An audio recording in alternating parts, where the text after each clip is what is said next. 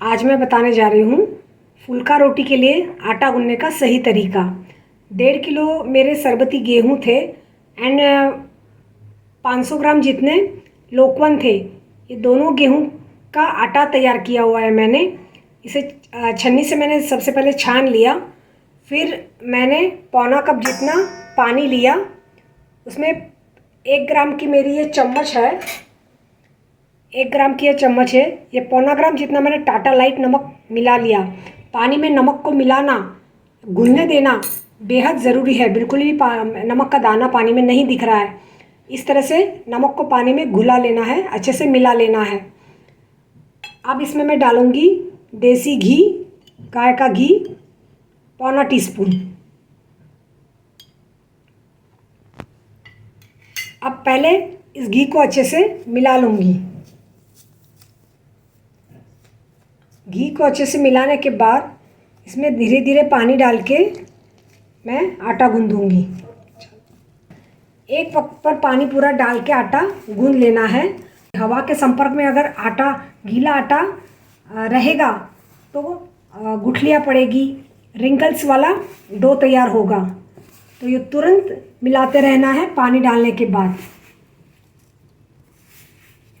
आटा मेरा डो में कन्वर्ट हो चुका है एंड आप देख सकते हैं मेरा बाउल भी एकदम क्लीन है। और 5 से 7 मिनट तक ऐसा स्मूथ सिल्की टेक्सचर वाला डो तैयार होना चाहिए। पानी डालने के बाद वो थोड़ा रफ टेक्सचर वाला हो जाता है, पर मसल के इसे स्मूथ टेक्सचर वाला तैयार करना है। पानी मुझे डालने में थोड़ी देर हुई, इसलिए मैंने थोड़ा रुक के पानी डाला, इसलिए थोड़े रिंकल्स तैयार हुए हैं। एक साथ सभी पानी डाल के डो तैयार करना है ताकि बिना रिंकल वाला या रिंकललेस डो तैयार हो। अब 5 से 7 मिनट तक इसे ऐसे गूंदना है एंड 15 मिनट के लिए इसे ढक के रख देना है। डो के रूप में तैयार करने के बाद मैंने थोड़ा घी से चिकना कर लिया था और 15 मिनट के लिए मैंने ढक के इसे रखा हुआ था। अब रोटी के लिए लगने वाले सामान की बात, सबसे पहले ये चकला अपनी हाइट के और प्लेटफॉर्म के हाइट के मुताबिक पसंद करना है। लंबा यानी ऊंचा या नीचा। बेलन की बात करूँ तो बेलन का शेप बहुत ही मैटर करता है रोटी को या फुल्का रोटी को पतला बेलने के लिए। ये जो बेलन है बीच में से बहुत ही मोटा है और किनारे से पतला है, ताकि हमें भार देकर बेलने में आसानी रहती है और रोटी यानी डो का जो गोला है वो बहुत ही तेज़ी से आगे बढ़ता है। तो हमेशा लोहे का तवा ही सिलेक्ट करें या फिर नॉनस्टिक तवा सिलेक्ट करें, पर मिट्टी का तवा कभी भी ग्लूटेन रिच आटे की रोटियां सेकने के लिए ना करें। और यहाँ पे रखी है मैंने जाली, यहाँ पे रखी है मैंने रैक। रोटी जैसे ही फुलाने के बाद या फुल्का रोटी तैयार होने के बाद रैक पर रखनी है, ताकि गर्म भाप निकल जाए और रोटियां लंबे समय तक अगर रखनी हो तो उसमें स्मेल ना आए, फ्रेश ही रहे। बाकी सामग्री की बात करूं तो गेहूं का महीन आटा डो के गोले को आगे बढ़ाने के लिए या फुल्का रोटी बेलने के लिए, ये देसी घी रोटी पर चुपड़ने के लिए। अब क्या करना है, लोहे का तवा है, मेरी 3 बर्नर की सिगड़ी है।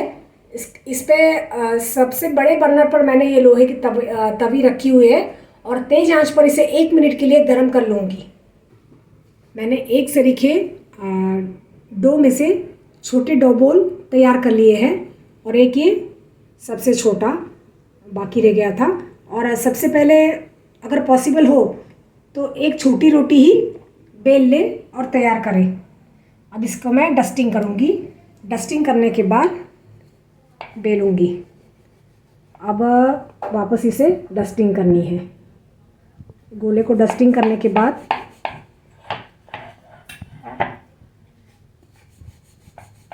पतला बेलना है। अब इसे मैंने तभी जो 1 मिनट के लिए तेज़ आंच पर गर्म की थी, तेज़ आंच पर ही पहली रोटी सेकनी है, आंच धीमी नहीं करनी है, ताकि टेम्परेचर बैलेंस रहे। और रोटी सिक रही है, तब तक मैंने दूसरा गोला ले लिया है और डस्टिंग करके इसे बढ़ा रही हूँ। आप देख सकते हैं कितनी आसानी से गोला आगे बढ़ रहा है। हमारा डो तैयार करने का तरीका एकदम परफेक्ट था। ये रोटी, एक रोटी जब तक सिकती है तब तक दूसरी रोटी तैयार हो जानी चाहिए। इस तरह का डो तैयार करना है या आटा लगाते समय इसका ध्यान रखना है। देख सकते हैं रोटी पर बबल्स आ गए हैं।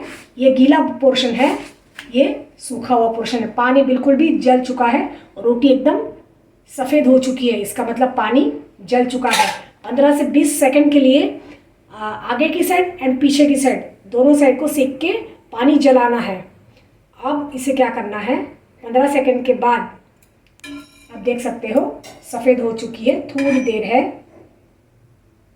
अब इसे हम आंच पर रखेंगे। कोई कोई ऐसी हो सकती है रोटी फट जाती है, पर कोई बात नहीं। अगर ऐसा लगे तो और थोड़ा पानी डालकर आधा से 1 टेबलस्पून जितना पानी ज़्यादा ऐड करके डो को थोड़ा स्मूथ कर सकते हैं। दूसरी रोटी को भी बहुत धीमी आंच पर नहीं सीखनी है, मीडियम तेज आंच पर सीखनी है। देखो बबल्स आने लग गए हैं। अब इसे मैं पलटाऊंगी। पानी जल चुका है, ये पानी जला नहीं है, इसकी ये निशानी है। पानी जलना बहुत ज़रूरी है।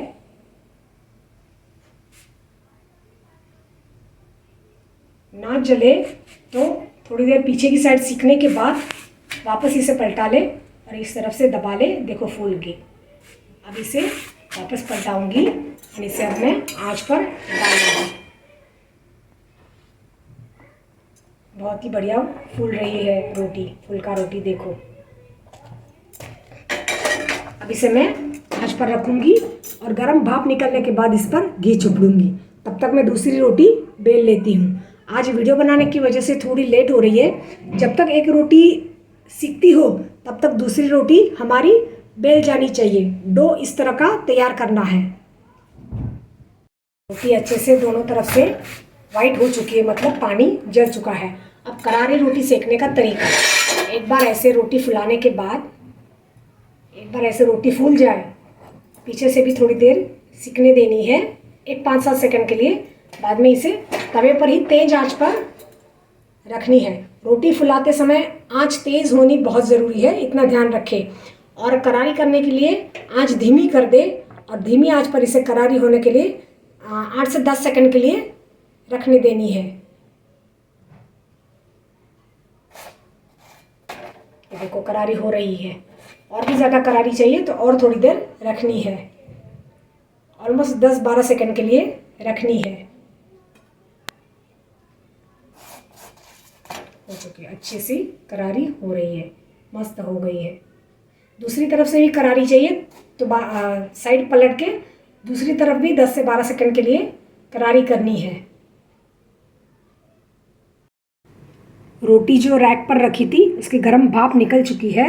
अब घी लगाने का तरीका यह होता है कि किनारे से पहले स्टार्ट करें घी लगाना और बाद में सेंटर में आए, क्योंकि रोटियां हमेशा किनारे से पहले सूखनी शुरू हो जाती है। तो यह है घी चुपड़ने का सही तरीका। रोटियां सेक लेने के बाद मैंने ऐसे थप्पी रैक पर ही की है। गर्म भाप पूरी तरह से निकल जाए, यानी ऑलमोस्ट आधा घंटे के बाद इसे स्टील के डिब्बे में रखनी है। गर्म भाप निकलनी बेहद ज़रूरी है। गर्म भाप निकलेगी तो रोटी लंबे समय तक अच्छी रहेगी, स्मेल नहीं करेगी। तो यह थी रोटी को स्टोर करने का तरीका। कुरकुरी फूली हुई फुल्का रोटी, फर्स्ट क्लास रोटी। Thank you.